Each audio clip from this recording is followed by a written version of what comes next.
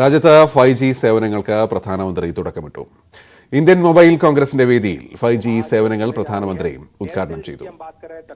ജിയോ ഉൾപ്പെടെ മുൻനിര സേവനദാതാക്കൾ ഒരുക്കിയ 5G സേവനങ്ങളുമായി ബന്ധപ്പെട്ട എക്സിബിഷൻ കേന്ദ്രങ്ങൾ പ്രധാനമന്ത്രി സന്ദർശിച്ചു.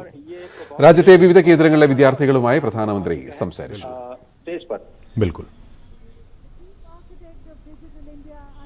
Dynamism in the last 8 years, India's digital footprint has been. माननीय प्रधानमंत्री जी नमस्ते। आपने क्या अनुभव किया जब सोलर सिस्टम की तरफ आप काम करना शुरू किया? तो हमने जैसे ही वीआर में देखा, हमें ऐसे लगा कि पूरा सोलर सिस्टम हमारे आंखों के सामने है। हमने सैटर्न के रिंग्स देखे और मंगल ग्रह पर तो हम उतर ही गए।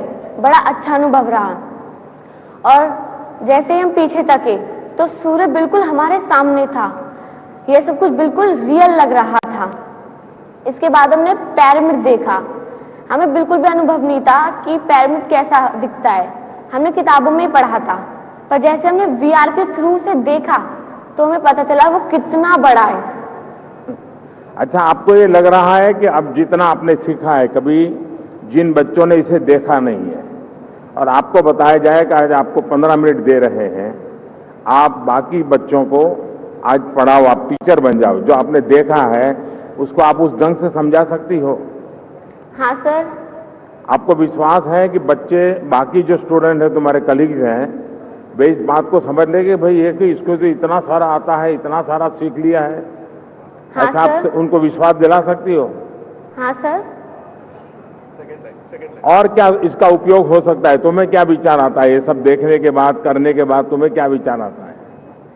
हम जो किताबों में पढ़े हैं उन्हें असली में अनुभव कर पाए, वो भी अपने ही स्कूल में।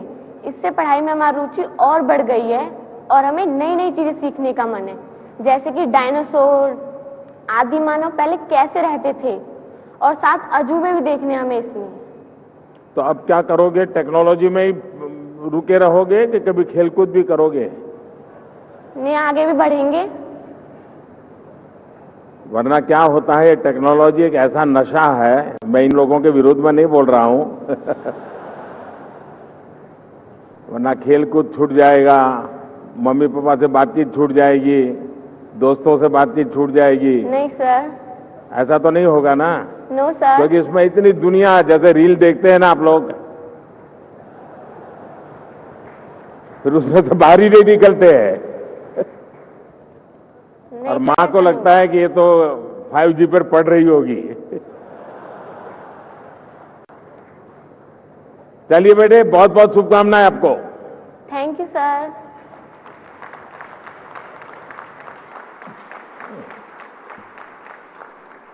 बहुत धन्यवाद माननीय प्रधानमंत्री जी। हमारे सभी बच्चों को बहुत प्रोत्साहित करने का भी और उनको उत्साहित करने का, प्रेरित करने का एक होलिस्टिक विकास की तरफ, ना केवल टेक्नोलॉजी की तरफ ध्यान दें पर खेलकूद भी पूरा बैलेंस करके रखें। And now, ladies and gentlemen, we are all very eagerly waiting to be led and guided by the most transformative and progressive leader this nation has seen. We are waiting for the address of the Honorable Prime Minister. Please join me, ladies and gentlemen, as I request Prime Minister Sir for his inaugural address.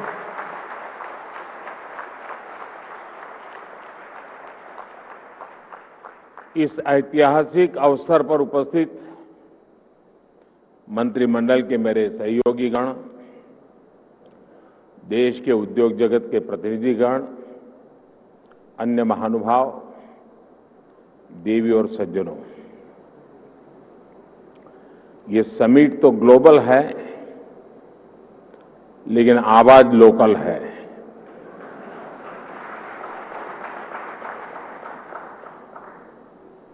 इतना ही नहीं, आगाज भी local है।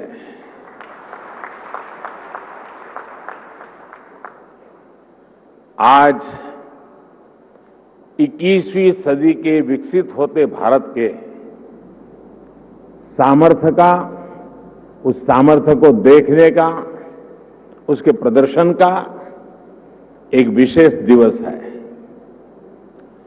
आजादी के अमृत महोत्सव के इस ऐतिहासिक कालखंड में एक अक्टूबर 2022 ये तारीख इतिहास में दर्ज होने वाली है।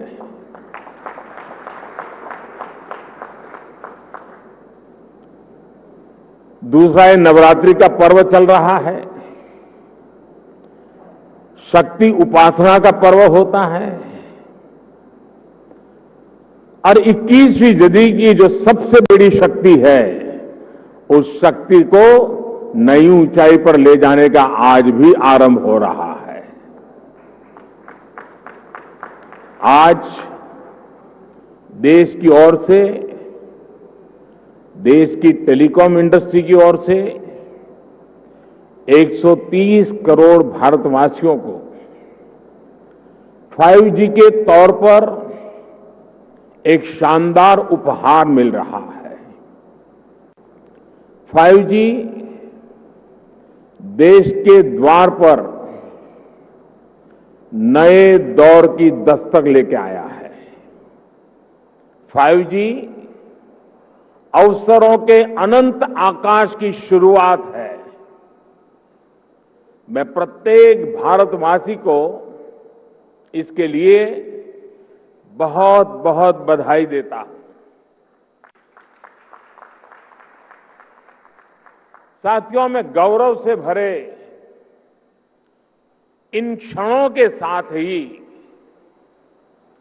मुझे खुशी इस बात की भी है कि 5G की शुरुआत में ग्रामीण स्कूलों के बच्चे भी हमारे साथ सहभागी हैं, गांव भी सहभागी है, मजदूर गरीब भी सहभागी है।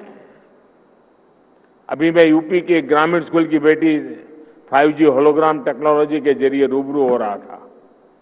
जब मैं 2012 के चुनाव में होलोग्राम लेकर के चुनाव प्रचार कर रहा था तो दुनिया के लिए अजूबा था। आज वो घर घर पहुंच रहा है। मैंने महसूस किया कि नई तकनीक उनके लिए किस तरह पढ़ाई के मायने बदलते जा रही है। इसी तरह गुजरात, महाराष्ट्र, ओडिशा के गांवों के सुदूर स्कूल तक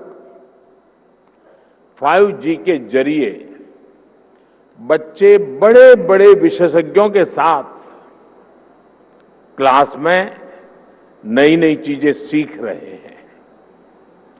उनके साथ नए दौर की क्लास का हिस्सा बनना, ये वाकई बहुत रोमांचित करने वाला अनुभव है।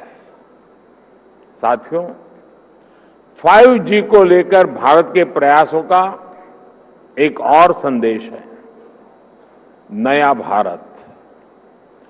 टेक्नोलॉजी का सिर्फ कंज्यूमर बनकर नहीं रहेगा, बल्कि भारत उस टेक्नोलॉजी के विकास में, उसके इम्प्लीमेंटेशन में बहुत बड़ी एक्टिव भूमिका निभाएगा। भविष्य की वायरलेस टेक्नोलॉजी को डिजाइन करने में, उससे जुड़ी मैन्युफैक्चरिंग में भारत की बड़ी भूमिका होगी।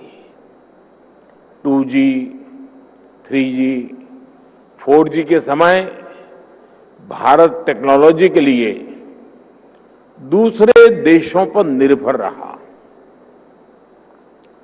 लेकिन 5G के साथ भारत ने नया इतिहास रच दिया है। 5G के साथ भारत पहली बार टेलीकॉम टेक्नोलॉजी में ग्लोबल स्टैंडर्ड तय कर रहा है। भारत लीड कर रहा है। आज इंटरनेट का इस्तेमाल करने वाला हर व्यक्ति इस बात को समझ रहा है कि 5G इंटरनेट का पूरा आर्किटेक्चर बदल कर रख देगा। इसलिए भारत के युवाओं के लिए आज 5G बहुत बड़ी अपॉर्चुनिटी लेकर आया है। मुझे खुशी है कि विकसित भारत का संकल्प लेकर आगे बढ़ रहा हमारा देश दुनिया के अन्य देशों के साथ किस तरह कदम से कदम मिलाकर चल रहा है, ये भारत की बहुत बड़ी सफलता है। डिजिटल इंडिया अभियान की बहुत बड़ी सफलता है। साथियों, जब हम डिजिटल इंडिया की बात करते हैं तो कुछ लोग समझते हैं कि ये सिर्फ सरकारी एक योजना है,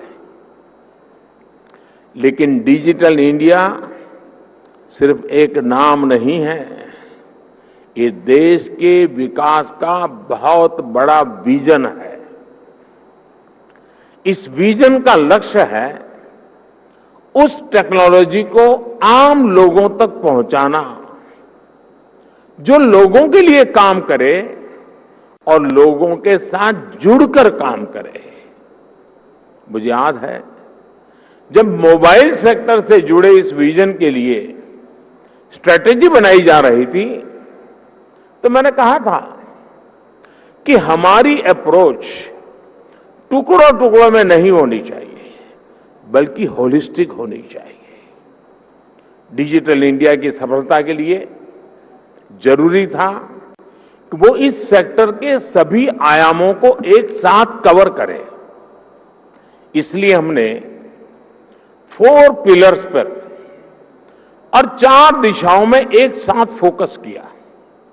पहला, डिवाइस की कीमत। दूसरा, डिजिटल कनेक्टिविटी। तीसरा, डेटा की कीमत। चौथा, और जो सबसे जरूरी है, डिजिटल फर्स्ट की सोच। साथियों, जब हम पहले पिलर की बात करते हैं, डिवाइस की कीमत की बात करते हैं, तो एक बात बहुत स्पष्ट है, डिवाइस की कीमत तभी कम हो सकती है जब हम आत्मनिर्भर हो। और आपको याद होगा, बहुत लोगों ने आत्मनिर्भर की मेरी बात की मजाक उड़ाई थी। 2014 तक हम करीब 100% मोबाइल फोन आयात करते थे, विदेशों से इंपोर्ट करते थे। और इसलिए हमने तय किया कि हम इस क्षेत्र में आत्मनिर्भर बनेंगे। हमने मोबाइल मैन्युफैक्चरिंग यूनिट्स को बढ़ाया। 2014 में जहां देश में 2 मोबाइल मैन्युफैक्चरिंग यूनिट्स थी, 8 साल पहले 2, अब उनकी संख्या 200 के ऊपर है।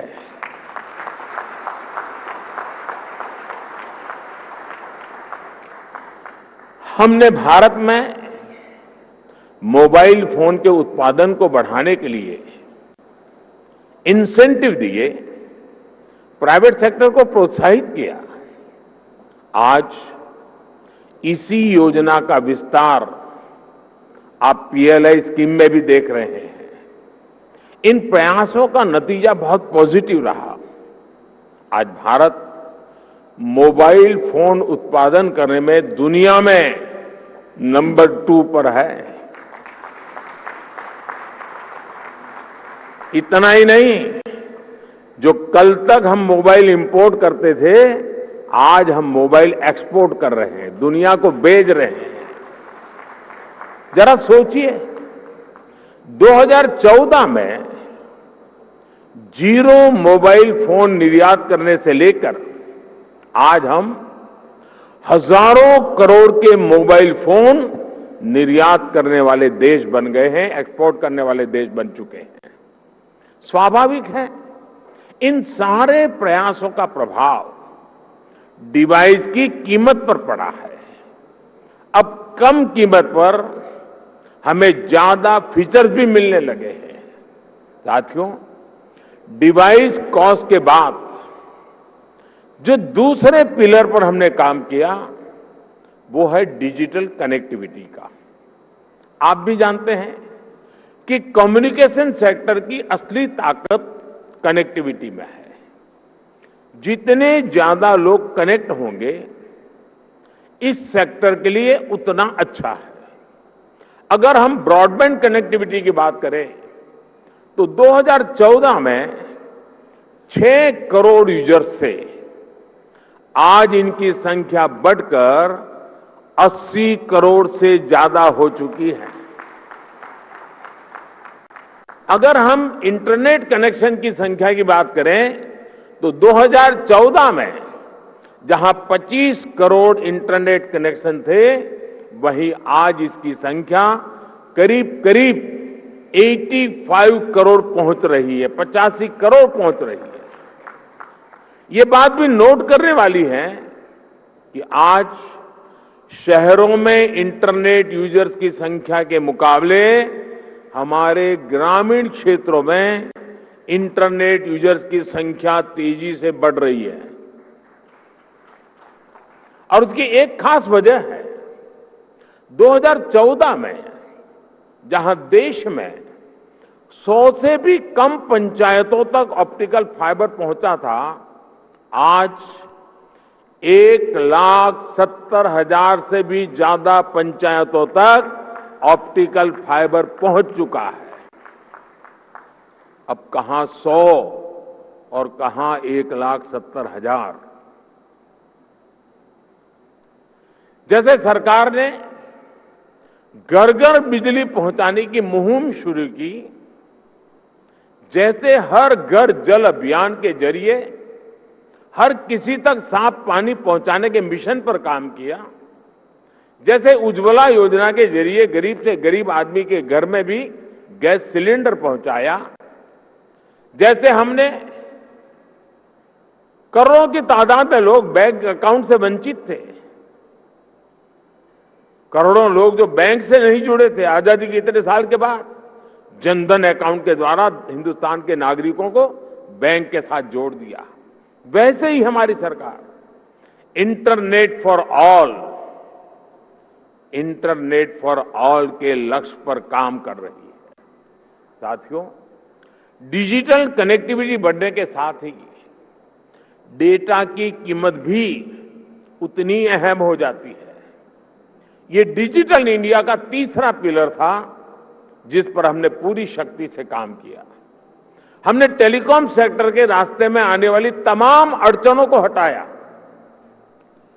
पहले विजन की कमी और पारदर्शिता के अभाव में टेलीकॉम सेक्टर को तमाम मुश्किलों का सामना करना पड़ता था। आप परिचित हैं कि कैसे हमने 4G तकनीक के विस्तार के लिए पॉलिसी सपोर्ट दिया। इससे डेटा की कीमत में भारी कमी आई और देश में डेटा क्रांति का जन्म हुआ।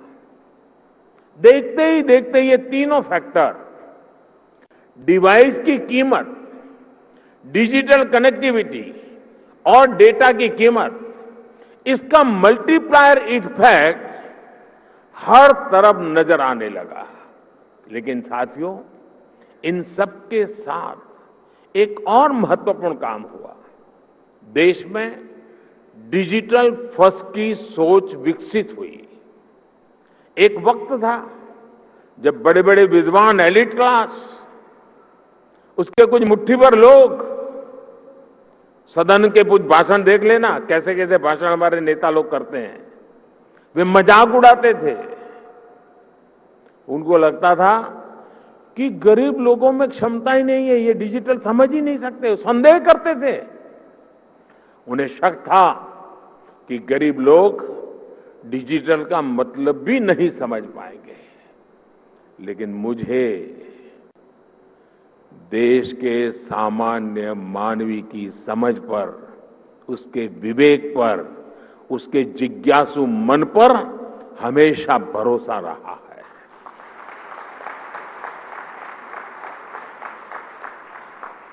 मैंने देखा है कि भारत का गरीब से गरीब व्यक्ति भी नई तकनीकों को अपनाने में आगे रहता है। और मैं एक छोटा अनुभव बताता हूं। शायद ये 2007-8 का कालखंड होगा या 9-10 का मुझे याद नहीं है। मैं गुजरात में मुख्यमंत्री रहा, लेकिन एक क्षेत्र ऐसा था जहां मैं कभी गया नहीं था और बहुत ही ट्राइबल इलाके में, बहुत ही पिछड़ा। मैं, हमारे सरकार के अधिकारियों ने भी मुझे एक बार वहां कार्यक्रम करना ही करना है, मुझे जाना है। तो वो इलाका ऐसा था, कोई बड़ा प्रोजेक्ट की संभावना नहीं थी, फॉरेस्ट लैंड थी, कोई संभावना हो रही थी। तो आखिर में एक चिलिंग सेंटर, दूध का चिलिंग सेंटर, वो भी 25 लाख रुपए का। मैंने कहा भले वो 25 लाख का होगा, 25,000 का होगा, मैं खुद उद्घाटन करूंगा। अब लोगों को लगता है ना, चीफ मिनिस्टर को इससे नीचे तो करना नहीं चाहिए, लेकिन मुझे ऐसा कुछ होता नहीं है। तो मैं उस गांव में गया। अच्छा, वहां हम एक पब्लिक मीटिंग करने के लिए भी जगह नहीं थी, तो वहां से 4 किलोमीटर दूर एक स्कूल का छोटा सा मैदान था, वहां पब्लिक मीटिंग ऑर्गेनाइज की। लेकिन जब वो चिलिंग सेंटर पे गया मैं, तो आदिवासी माताएं बहनें दूध भरने के लिए कतार में खड़ी थी। तो दूध का अपना बर्तन नीचे रख करके जब हम लोग गए और उसकी उद्घाटन की विधि कर रहे थे, तो मोबाइल से फोटो ले रही थी। मैं हैरान था, इतने दूर दरार के क्षेत्र में मोबाइल से फोटो ले रही है। तो मैं उनके पास गया, मैंने कहा फोटो लेके क्या करोगी? तो बोली डाउनलोड करेंगे। ये शब्द सुनकर के मैं सचमुच में सरप्राइज हुआ था मुझे कि ये ताकत है हमारे देश के गांव में। आदिवासी क्षेत्र की गरीब माताएं बहनें जो दूध भरने आई थी, वो मोबाइल फोन से अपनी फोटो ले रही थी और उनको ये मालूम था कि इसमें तो नहीं, आप डाउनलोड करवा देंगे। और डाउनलोड शब्द उनसे मुंह से निकलना, ये उनकी समझ शक्ति और नई चीजों को स्वीकारने के स्वभाव का परिचय देती है।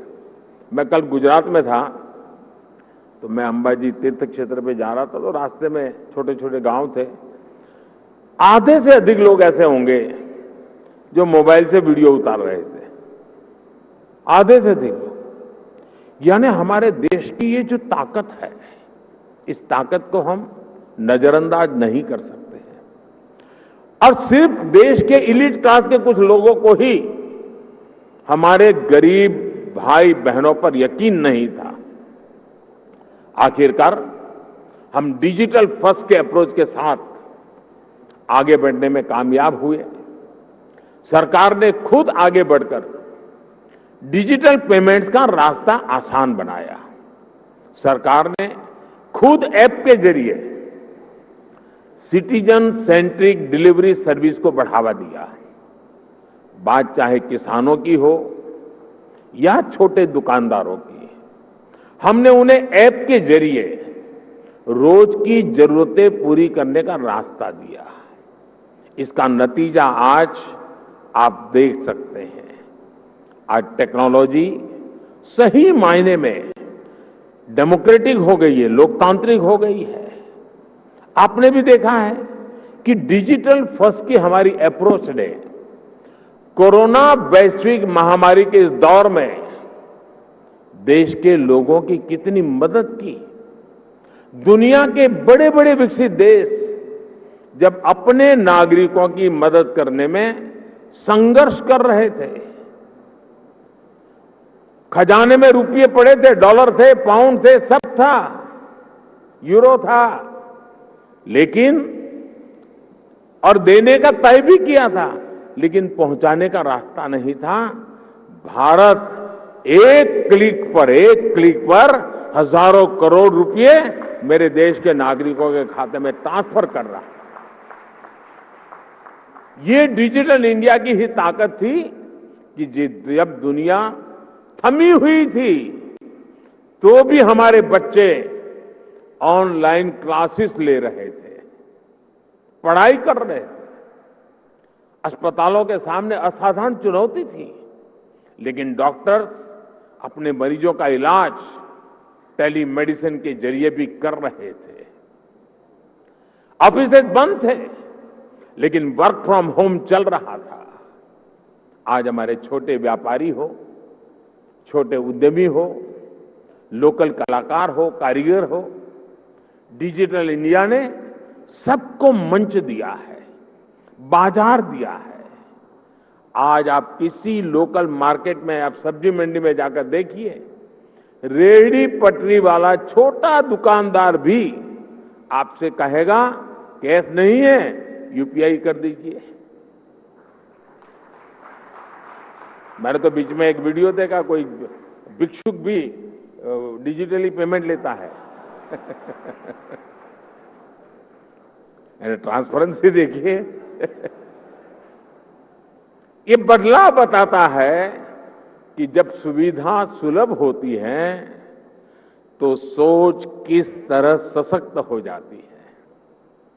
साथियों, आज टेलीकॉम सेक्टर में जो क्रांति देश देख रहा है वो इस बात का सबूत है कि अगर सरकार सही नियत से काम करे तो नागरिकों की नियत बदलने में देर नहीं लगती है। 2G की नियत और 5G की नियत में यही फर्क है।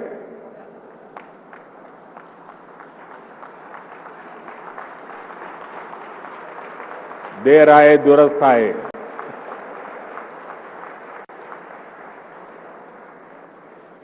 भारत आज दुनिया के उन देशों में है जहां डेटा इतना सस्ता है।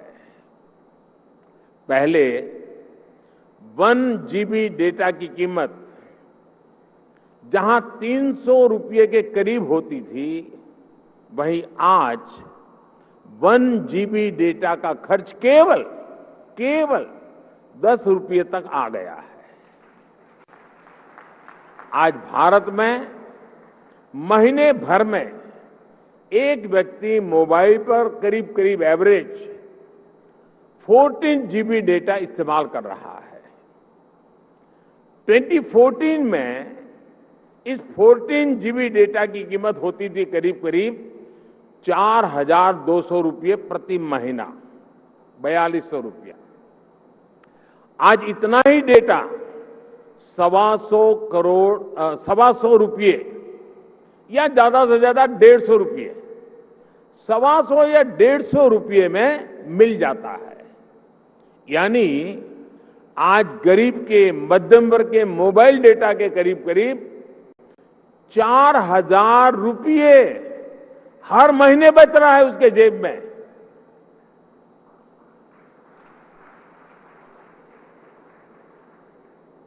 हमारी सरकार के इतने सारे प्रयासों से भारत में डेटा कीमत बहुत कम बनी हुई है। ये बात अलग है, 4,000 रुपया बचना कोई छोटी बात नहीं है हर महीना। लेकिन जब मैं बता रहा हूं तब आपको ध्यान में आया, क्योंकि हमने इसका हो हल्ला नहीं किया, विज्ञापन नहीं दिए, झूठे बड़े गपगोले नहीं चलाए। हमने फोकस किया कि देश के लोगों की सहूलियत बढ़े, ईज ऑफ लिविंग बढ़े। साथियों, अक्सर ये कहा जाता है कि भारत पहली 3 औद्योगिक क्रांतियों का लाभ नहीं उठा पाया, लेकिन मेरा विश्वास है कि भारत न सिर्फ चौथी औद्योगिक क्रांति का पूरा लाभ उठाएगा, बल्कि उसका नेतृत्व भी करेगा। और विद्वान लोग तो कहने लगे हैं कि ये भारत का दशक नहीं, ये भारत की शताब्दी है। ये डेकेड नहीं, सेंचुरी है। भारत ने किस तरह 4G आने के बाद टेक्नोलॉजी की दुनिया में ऊंचाई छलांग लगाई है, इसके हम सभी साक्षी हैं। भारत के नागरिकों को जब टेक्नोलॉजी के समान अवसर मिल जाते हैं तो दुनिया में उन्हें कोई पछाड़ नहीं सकता। इसलिए आज जब भारत में 5G का लॉन्च हो रहा है तो मैं बहुत विश्वास से भरा हुआ हूं दोस्तों। मैं दूर का देख पा रहा हूं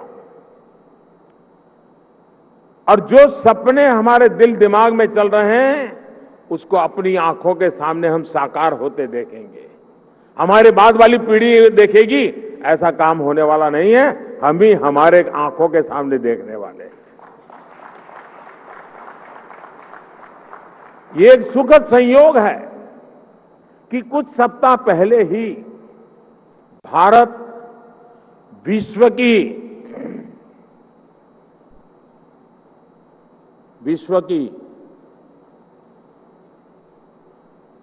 5वीं सबसे बड़ी अर्थव्यवस्था बना है।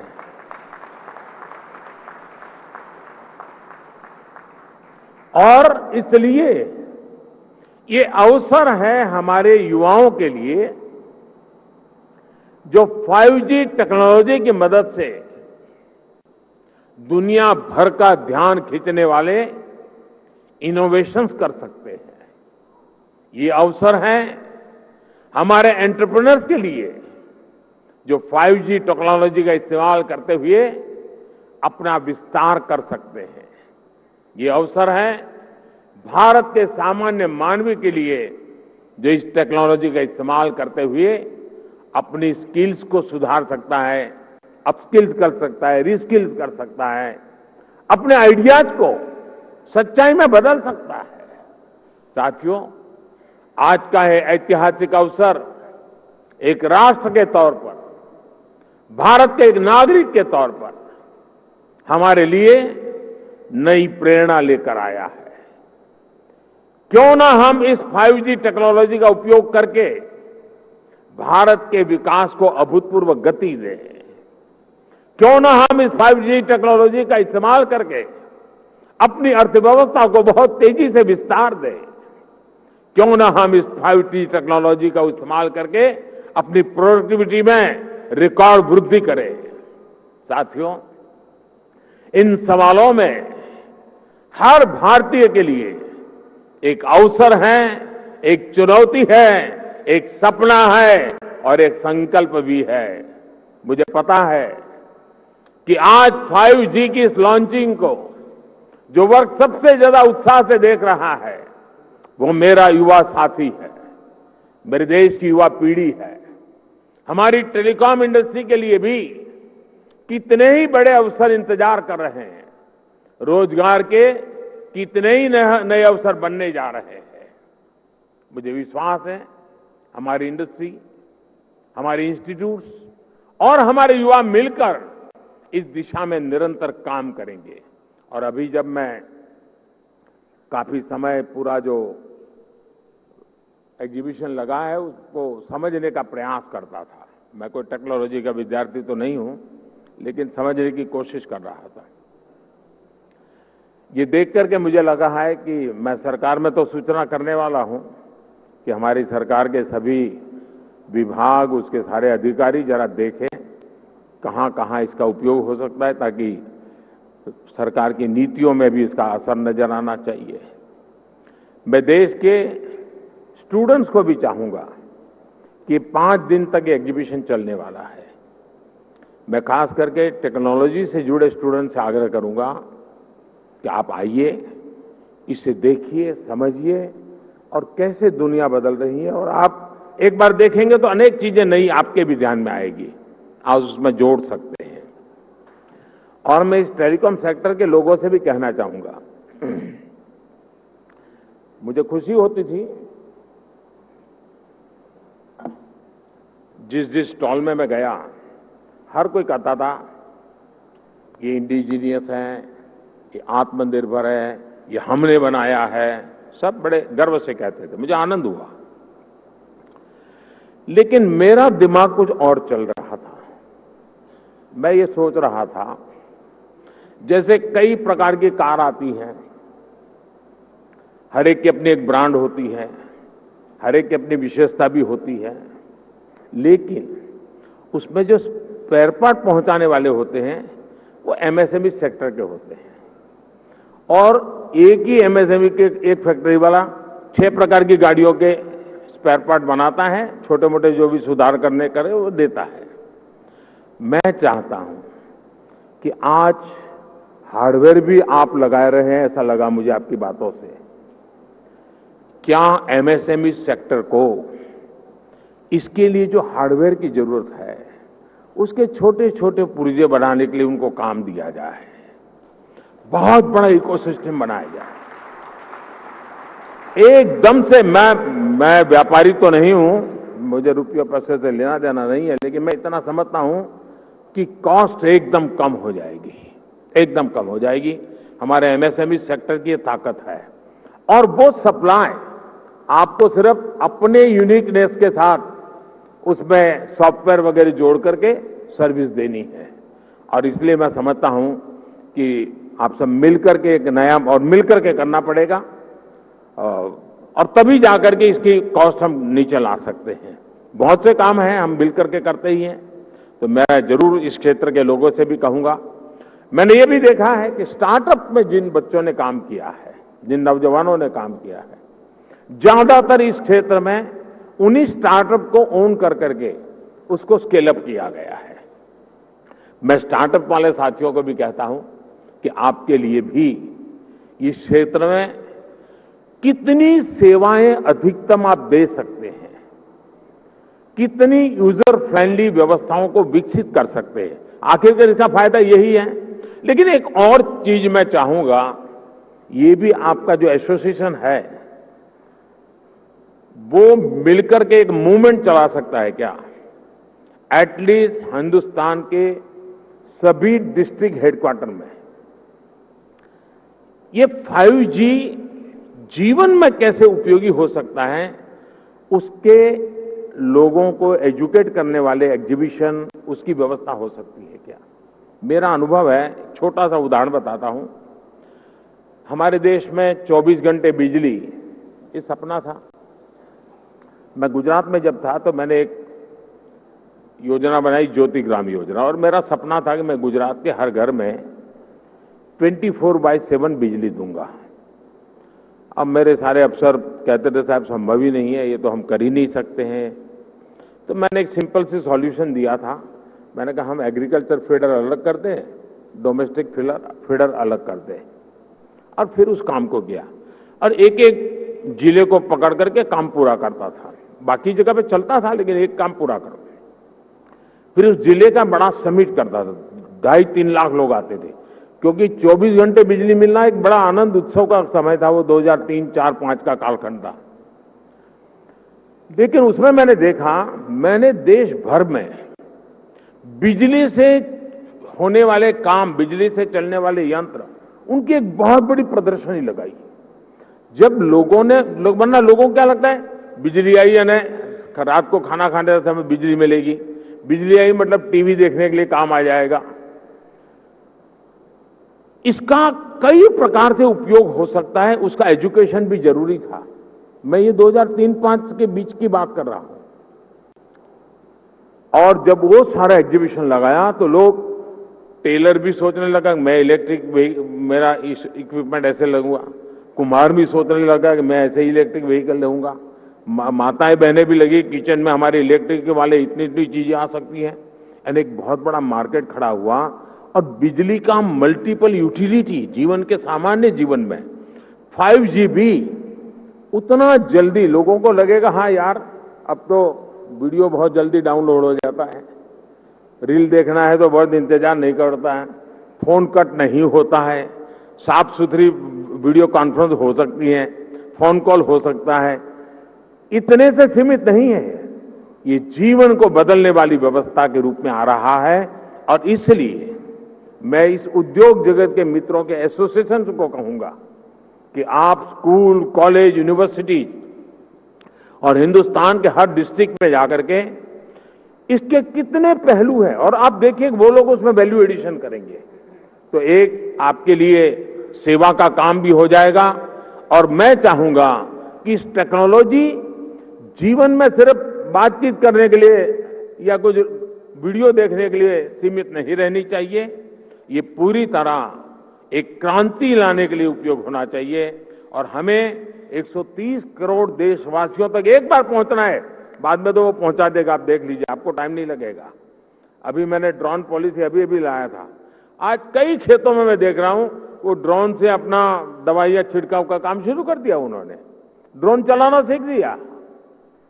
और इसलिए मैं समझता हूं कि हमें इन व्यवस्थाओं की तरफ जाना चाहिए। और साथियों, आने वाले समय में देश निरंतर ऐसी टेक्नोलॉजीज का नेतृत्व करेगा जो भारत में जन्मेगी, जो भारत को ग्लोबल लीडर बनाएगी। इसी विश्वास के साथ आप सभी को मेरी बहुत बहुत शुभकामनाएं।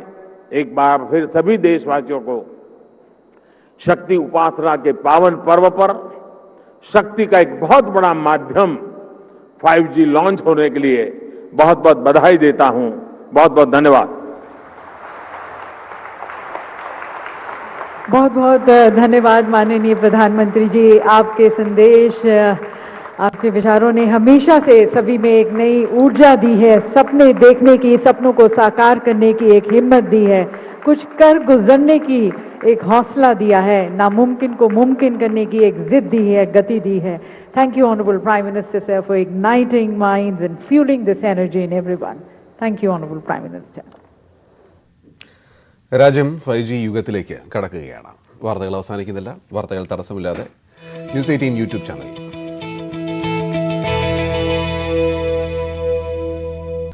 കൊല്ലം കരുനാഗപ്പള്ളി പുതിയകാവിലെ PFI കേന്ദ്രം ആയുധ പരിശീലനത്തിന് ഉപയോഗിച്ചിരുന്നു എന്ന വിവരം. റെയ്ഡ് സമയം പരിശീലനത്തിനായി സംസ്ഥാനത്തിനകത്തും പുറത്തുനിന്നുള്ള 200-ലധികം പേർ ഉണ്ടായിരുന്നു. 6 മാസങ്ങൾക്ക് മുമ്പ് ഇവിടെ പോലീസ് റെയ്ഡ് നടത്തിയിരുന്നു. പുതിയകാവിലെ സെന്റർ ഇന്നലെയാണ് NIA സീൽ ചെയ്തത്. വിനോദാണ് ചെയ്യുന്നത്. വിനോദ്, എന്തൊക്കെയാണ് ഇതുമായി ബന്ധപ്പെട്ട പുതിയ വിവരങ്ങൾ? ഗോപി, സംസ്ഥാന ഭീകരവിരുദ്ധ സ്ക്വാഡിന്റെ നിർദ്ദേശപ്രകാരമായിരുന്നു നേരത്തെ പോലീസ് പരിശോധന നടന്നത്. കരുനാഗപ്പള്ളി പുതിയകാവിലെ PFI ഓഫീസിൽ 6 മാസം മുൻപായിരുന്നു പോലീസിന്റെ റെയ്ഡ്.